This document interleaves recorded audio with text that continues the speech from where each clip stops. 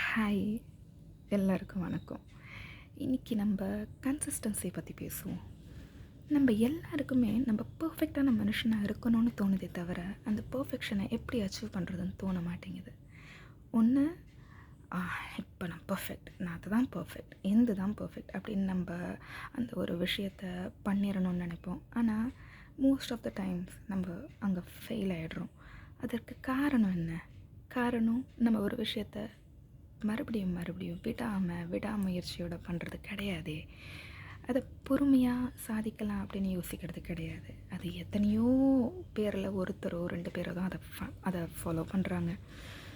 So consistency, இந்த விடாமல் ஒரு விஷயத்தை பொறுமையாக ஒன் ஸ்டெப் அட் அ டைமாக ஒவ்வொரு அடியாக எடுத்து வச்சு பண்ண நம்மளுக்கே அறியாமல் ஒரு நாள் நம்ம அந்த விஷயத்தை பர்ஃபெக்டாக பண்ண ஆரம்பிச்சிருப்போம். ஏன்னா good things always take time. கொஞ்சம் கொஞ்சமாக தான் நல்ல விஷயங்களை கொண்டு வர முடியும் இல்லையா? எடுத்த உடனே ஒரு நல்ல விஷயத்தை ஸ்தாபிக்க முடியாது. கொஞ்சம் கொஞ்சமாக டைம் தேவைப்படுது அதுக்கு.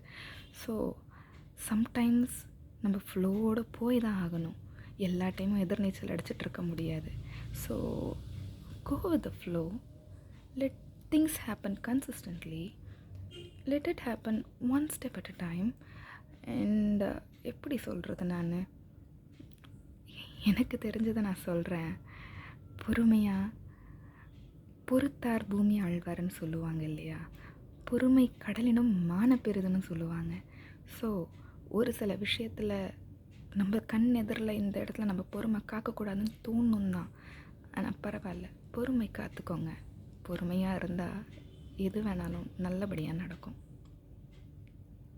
தேங்க்யூ, பாய் கேட்டதுக்கு.